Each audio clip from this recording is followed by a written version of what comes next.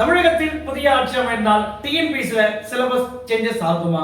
அப்படி syllabus changes ஆகுற மாதிரி இருந்தா எது மாதிரிலாம் சிலபஸ் சேஞ்சஸ் ஆகும்?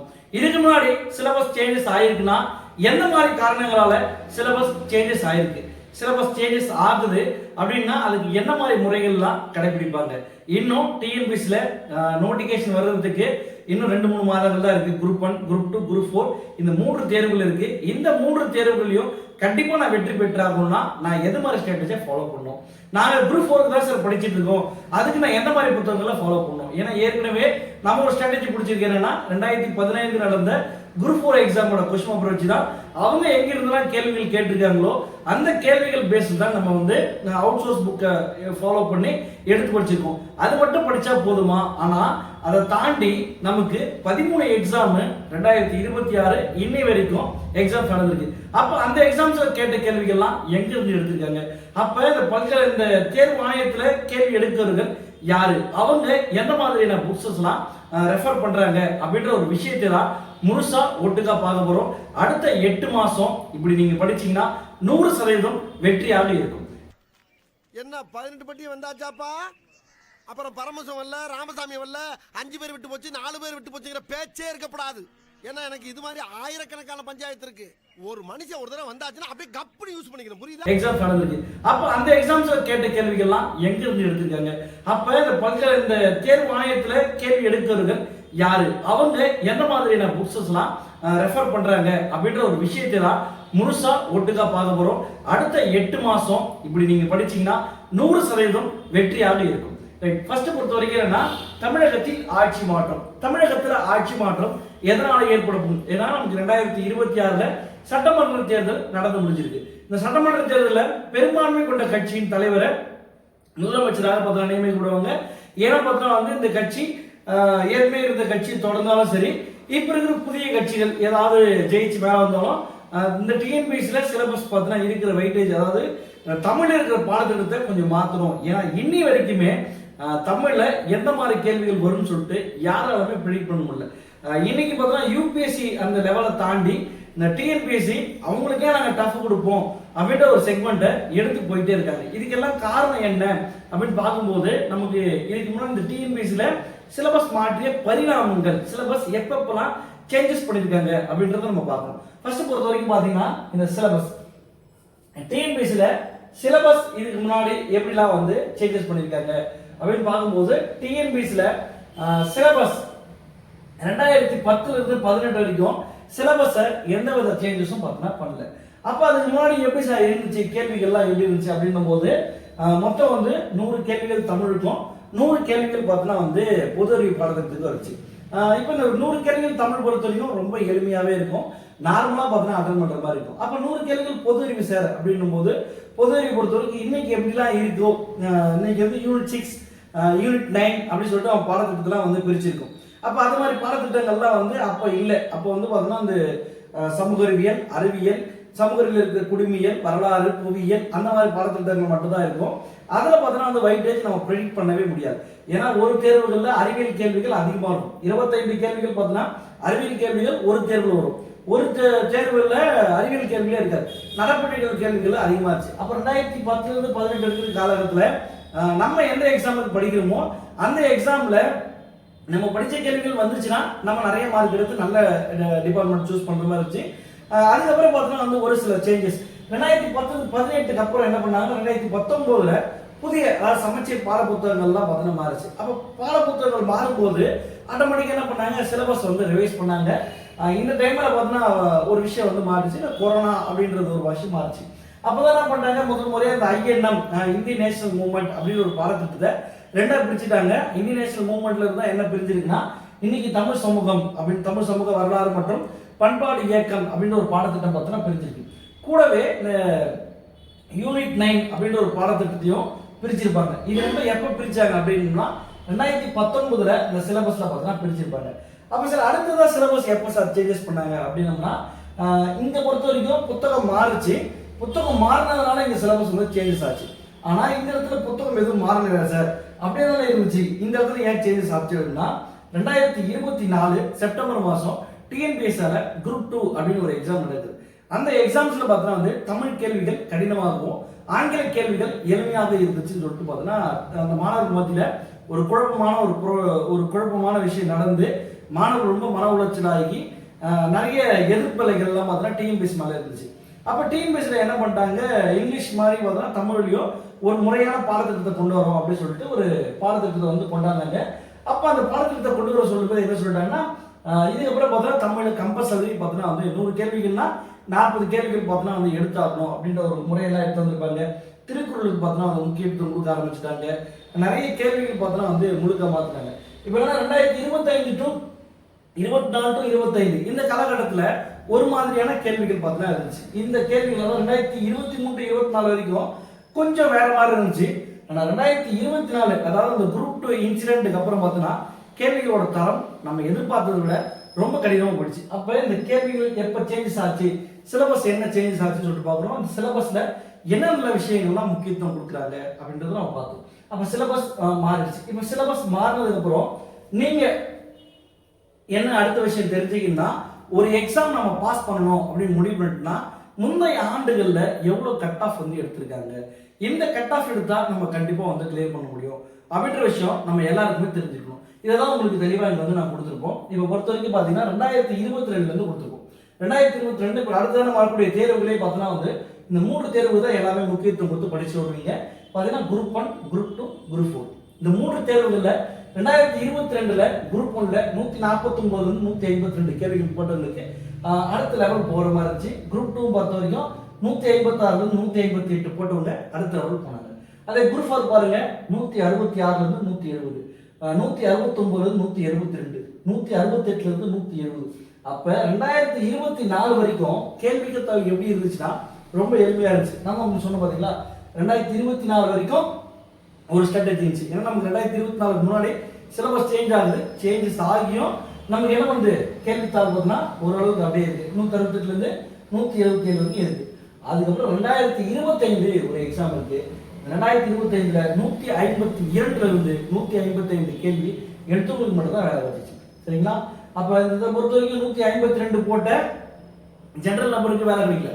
ஆனால் டைபிஸ்ட் பார்த்தா வந்து வேலை கிடைச்சிச்சு. அப்போ இந்த இடத்துல என்ன நடந்திருக்கு அப்படின்னும் போது நமக்கு சிலபஸ் சேஞ்ச் ஆயிருக்கு. இப்போ 2026 நான் வந்து வெற்றி பெற்றாகணும்.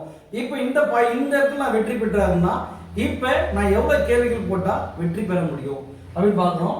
குரூப் 1 பொறுத்த வரைக்கும் 150 கேள்விகள் கட்டாயம் போட்டே ஆகணும். இங்க குரூப் 2 பொறுத்த வரைக்கும் 155 கேள்விகள் போட்டாகணும். இந்த இடத்த பொறுத்த வரைக்கும் 160 இருந்து 170 கேள்விகள் கட்டாயம் யார் போடுறாங்களோ அவங்களுக்கு தான் வேலை கிடைக்கிற மாதிரி இருக்கு. அப்போ இந்த இடத்த நான் வந்து செக்யூர் பண்ணணும், நான் ஸ்கோர் பண்ணணும் அப்படின்னு தெரிஞ்சோம்னா நமக்கு என்ன விஷயம் தெரியணும் அப்படின்னா, ஒவ்வொரு பாடத்திட்டத்தில் இருந்து என்னென்ன கேள்விகள் கேட்கிறாங்க அப்படின்ற விஷயம் நமக்கு தெளிவாக தெரியும். அப்போ பாருங்க, இப்போ பொறுத்த வரைக்கும் மேத்ஸ் தமிழ் பொறுத்த வரைக்கும் குரூப் 4 கொஸ்டின்ல 100 கேள்விகள் கேட்குறாங்க. குரூப் 2லையும் 100 கேள்விகள் கேட்குறாங்க. அதே போல மேத்ஸ் பொறுத்த வரைக்கும் 25 கேள்விகள் வந்து கேட்குறாங்க. இந்த 25 கேள்விகளை ரெண்டா பிரிப்பாங்க. ரெண்டா எப்படி பிரிக்கிறாங்க, பியூர் மேத்ஸும் 15 கேள்விகள், ரீசனிங் பார்த்தீங்கன்னா 10 கேள்விகள் அப்படி பிரிப்பாங்க. அப்போ இதுவும் அங்கேயே அதே போல தான் இருக்கு. குரூப் 1 பொறுத்த வரைக்கும் என்ன, தமிழ் கேள்விகள் பார்த்தோம்னா சுத்தமாக கிடையாது. 175 கேள்விகளும் ஜிகே கேள்விகள் தான் வந்து. சரி, அடுத்ததாக இருக்கக்கூடிய வெயிட்டேஜ் பார்த்து என்ன பார்த்தீங்கன்னா வந்து இந்த பொது அறிவு பாடத்திட்டம் படிக்கும்போது ஃபர்ஸ்ட் எல்லாரும் படிக்கக்கூடிய விஷயம் என்ன இருக்குன்னா, polity, unit 6, economics plus administration. நமக்கு இந்த 75 கேள்விகள்ல பாருங்க 75 கேள்விகள். இந்த 75 கேள்விகள்ல பாலிட்டி பொறுத்த வரைக்கும் 15 கேள்விகள். அதே போல யூனிட் 6 பொறுத்த வரைக்கும் 20 கேள்விகள். எக்கனாமிக்ஸ் பிளஸ் அட்மினிஸ்ட்ரேஷன் இந்த கேள்விகள். இது நீங்க கூட்டிங்கன்னா 55 கேள்வி வரும். பிளஸ் கணிதம், இந்த கணிதத்துல ஒரு 25 கேள்வி வரும். அப்ப நீங்க தோராயமா இந்த 80 கேள்விகள் எந்த பாடத்திட்டத்துல குரூப் 4 ஆகட்டும் குரூப் 2 ஆகட்டும் இந்த ரெண்டு பாடத்திட்டத்திலையும் 80 கேள்விகள் உங்களுக்கு மேஜரா இந்த 4 பாடத்திட்டத்திலேயே உங்களுக்கு அமைந்துற போறோம். அதனால நீங்க குரூப் 1 அப்படின்னு நீங்க எடுத்துக்கிட்டீங்கன்னா குரூப் 1 பொறுத்த வரைக்கும் 40 40 80 50 130 130 ஒரு 25. அப்ப 155 கேள்விகள் நீங்க எழுதுற மாதிரி இருக்கும். ஈஸியா இந்த பார்ட்ல எழுதுற மாதிரி இருக்கும். நம்ம கட் ஆஃபே எவ்வளவு போட்டிருக்கோம் பாருங்க. கட் ஆஃபே குரூப் 1 பாஸ் பண்ணணும் அப்படின்னா 150 கேள்விகளுக்கு மேல போடும். சார் 150 கேள்வி போடணும், நான் இது வரைக்கும் படிச்சா போதுமா, நான் ஈஸியா எடுத்துட முடியுமா அப்படின்னோம்னா அங்கதான் கொஞ்சம் ட்விஸ்ட். இங்க பொறுத்த வரைக்கும் என்னன்னா, இதுக்கு முன்னாடி கேட்ட கேள்விகள்லாம் வேற போல இருந்துச்சு. இப்போ இனி வரும் காலங்களில் கேட்கக்கூடிய கேள்விகள்லாம் யூபிஎஸ்சிக்கே டஃப் கொடுக்குற மாதிரி தான் கேள்விகள் போகுது.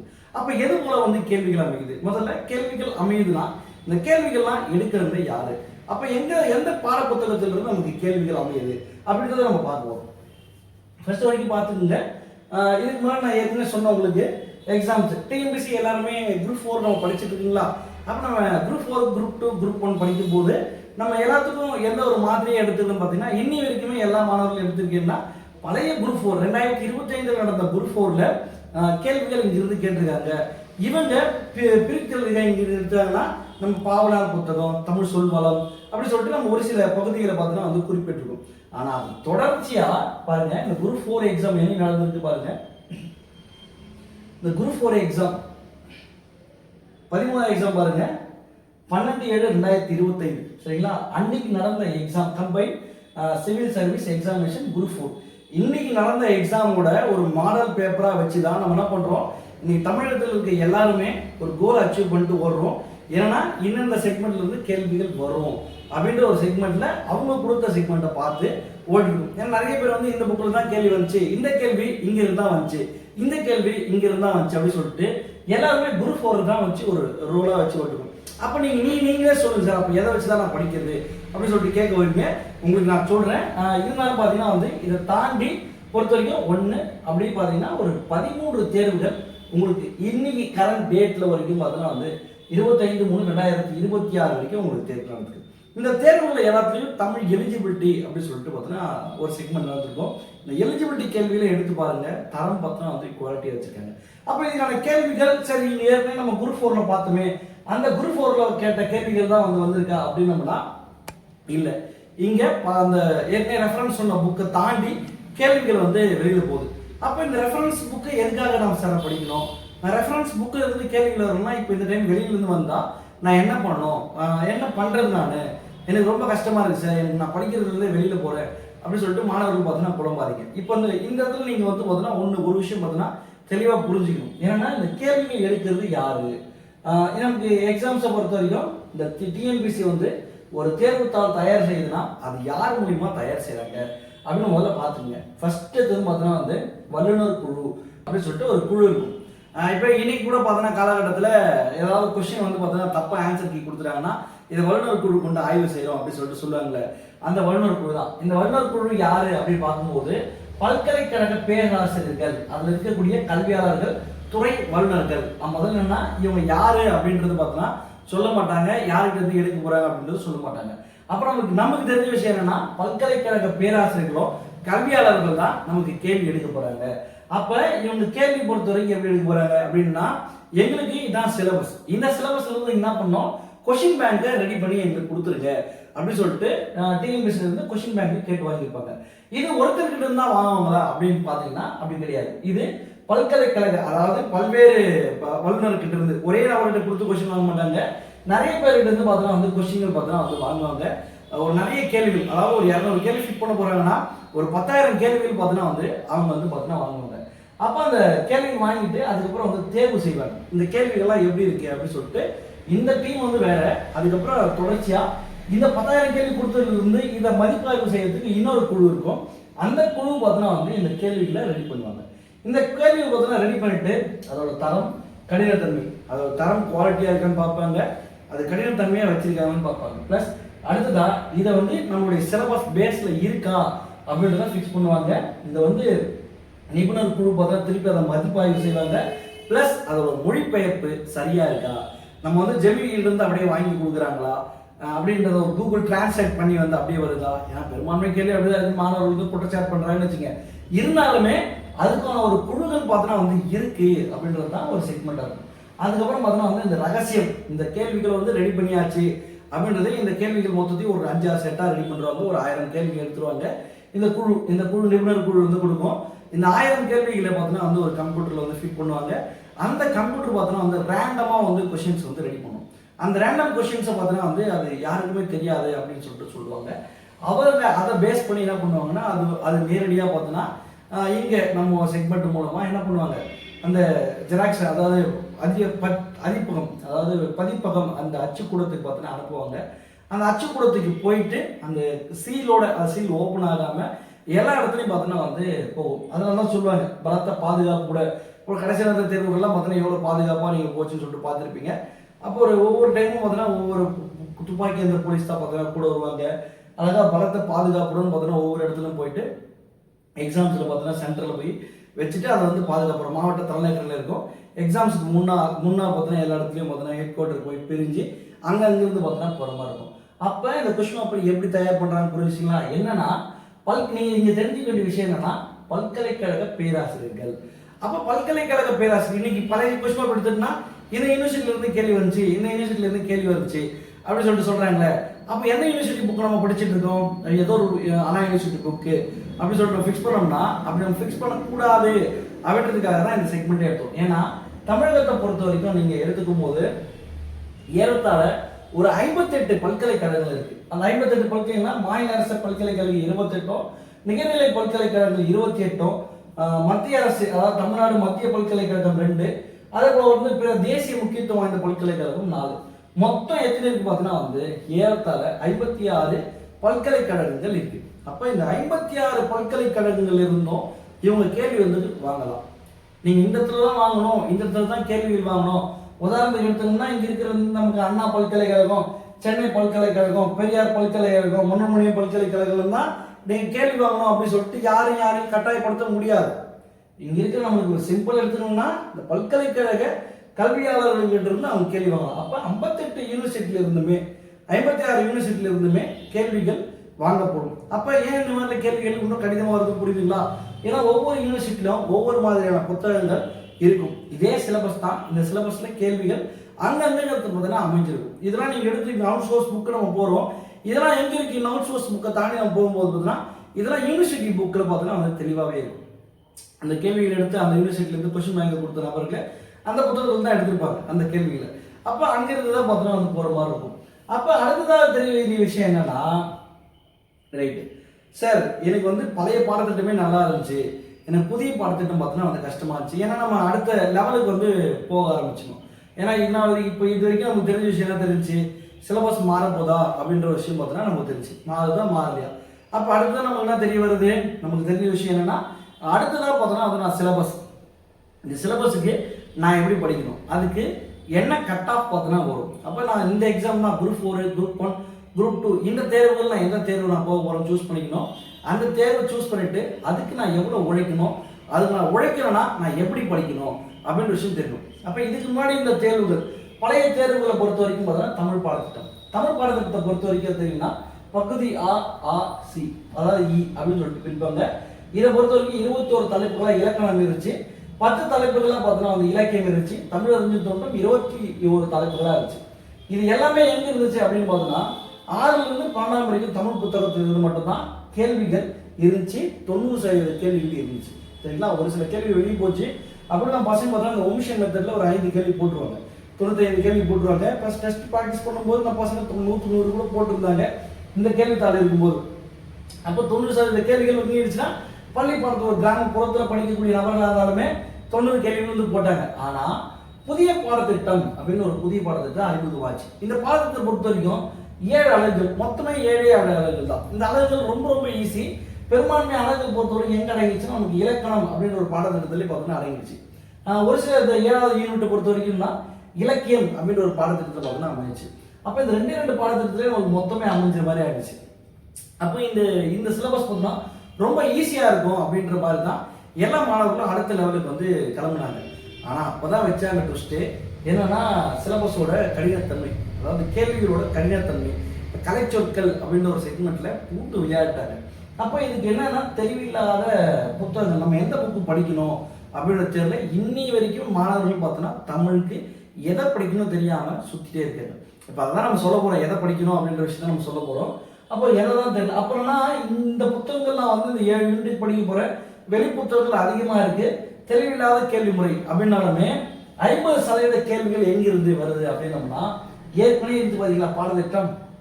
இந்த பாடத்திட்டத்துல தான் நமக்கு எவ்வளவு வருதுன்னா 30ல இருந்து 50% கேள்விகள் இந்த யூனிட்ல பார்த்தோம்னா வந்து கவர் ஆகுது. 30ல இருந்து 50% கேள்விகள் கண்டிப்பா இந்த இடத்துல கவர் ஆகுது.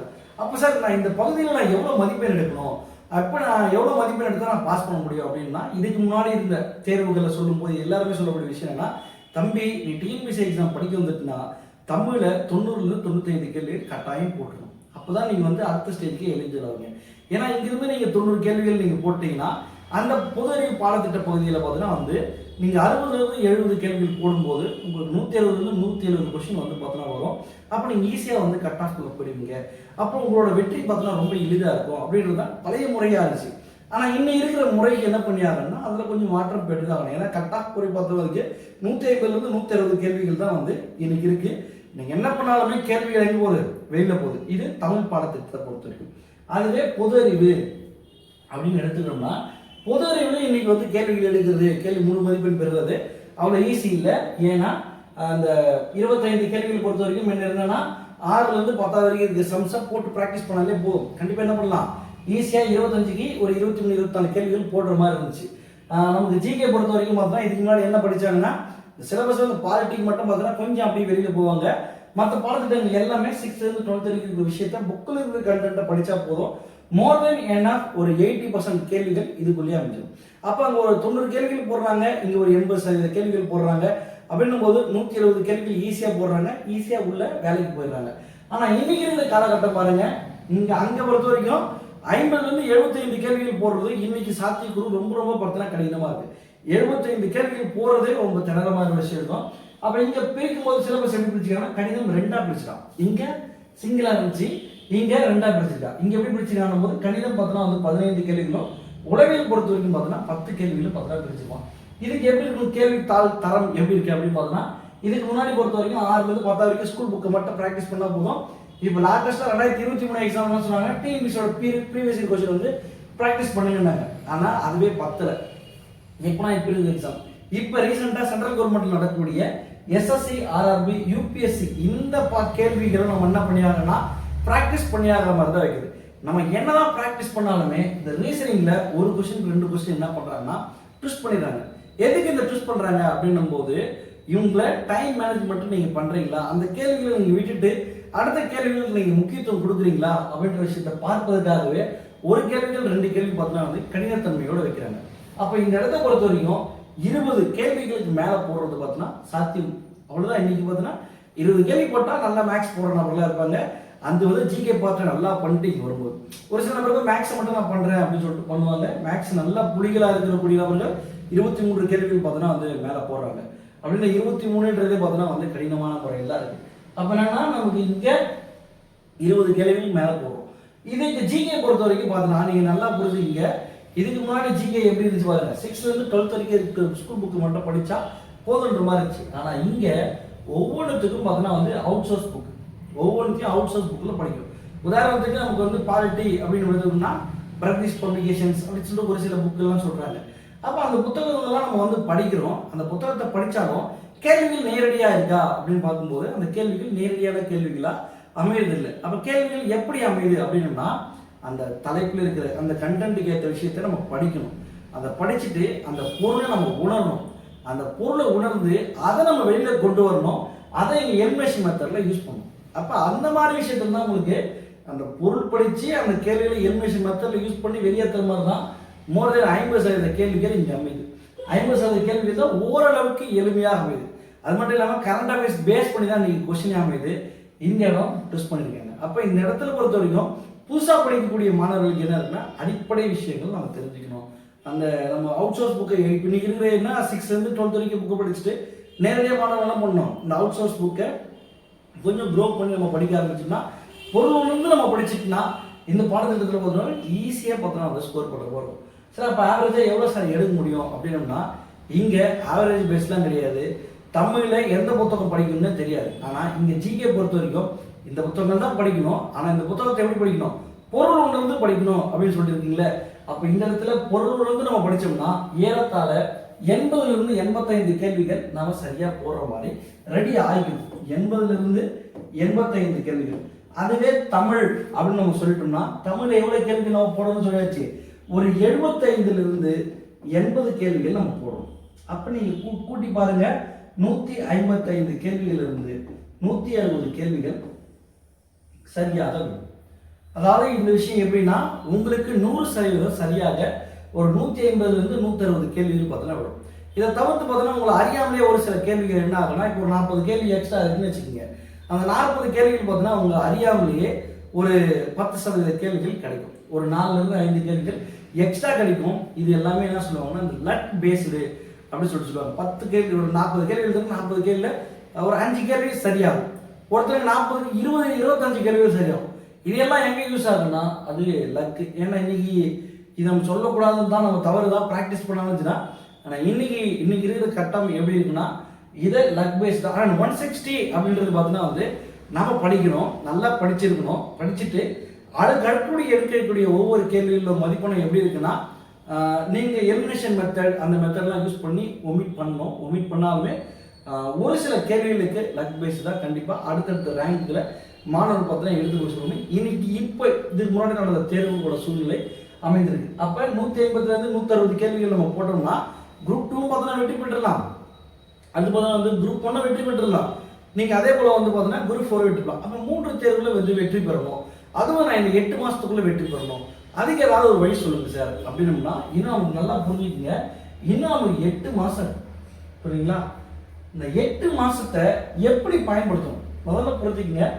8 மாதம் இந்த சிலபஸ் மாறுமா அப்படின்னா சிலபஸ் மாறினாலும் சரி ஃபஸ்ட்டு உங்களுக்கு பேசிக்காக இருக்கிறது என்னென்னா நமக்கு பார்த்தீங்கன்னா ஸ்கூல் புக்கு தான். ஸ்கூல் புக்கில் இருந்து 30லேருந்து 50% கேள்விகள் கட்டாயம் இடம்பெற போகுது. அப்போ 30லேருந்து 50% கேள்விகள் இடம்பெற போகுதுன்னா அதுக்கு நம்ம தயார் பண்ணிட்டோமா? ஏன்னா 50% கேள்வின்றது அவ்வளோ எளிமையாக கிடையாது. அப்போ அதுக்கு முதல் 2 மாதங்களை நம்ம சரி பண்ணணும்.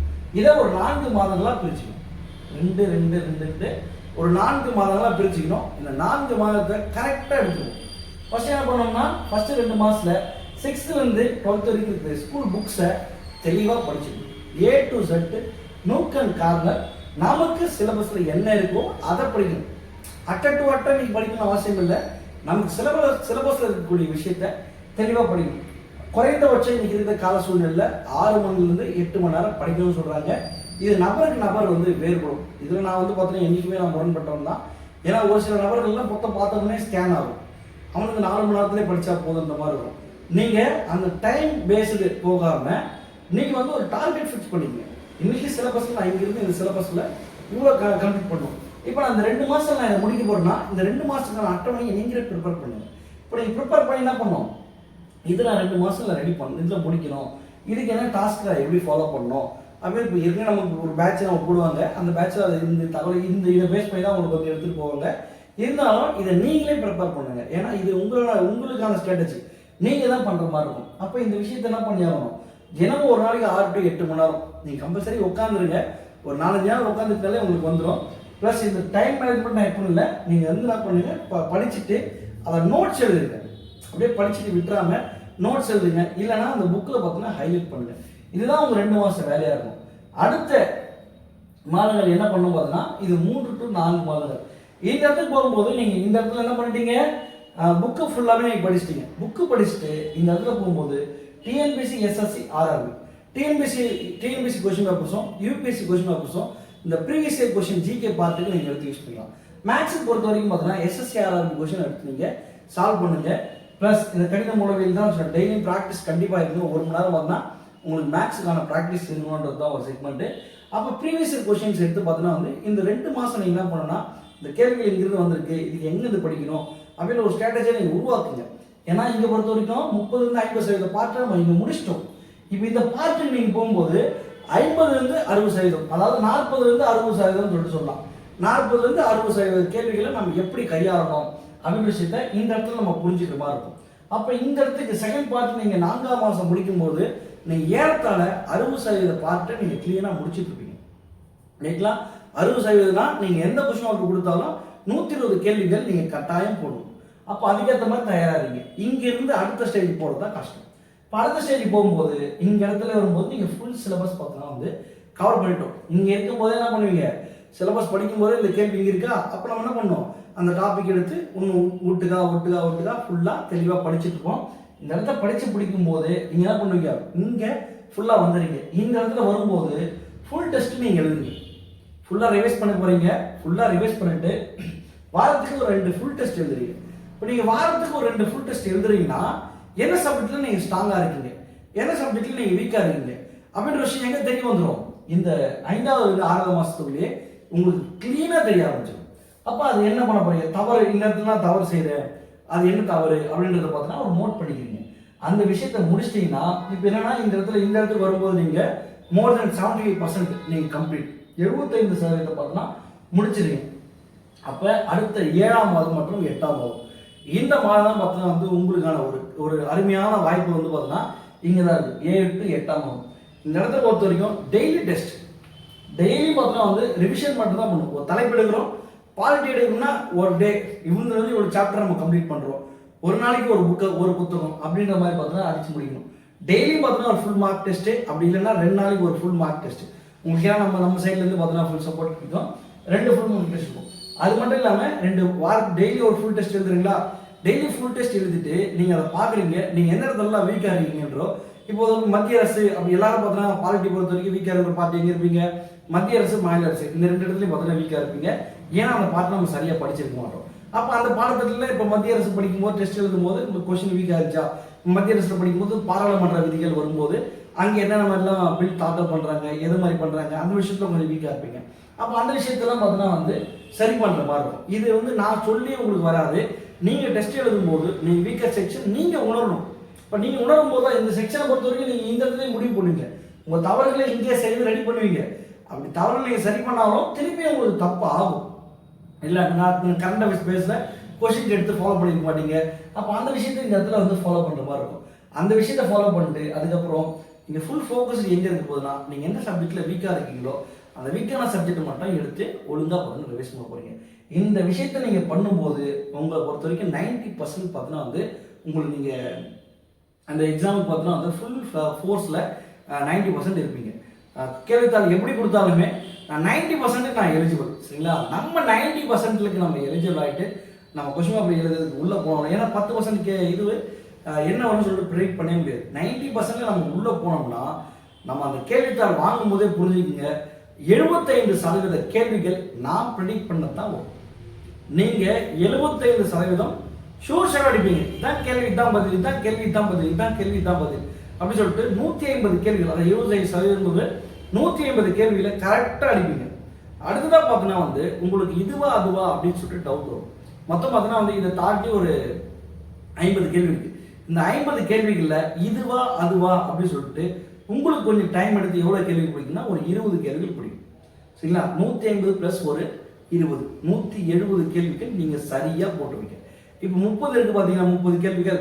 இந்த 30 கேள்விகளை நீங்கள் எதுவுமே 30 கேள்வி யாருக்கும் சுத்தமாக தெரியாது.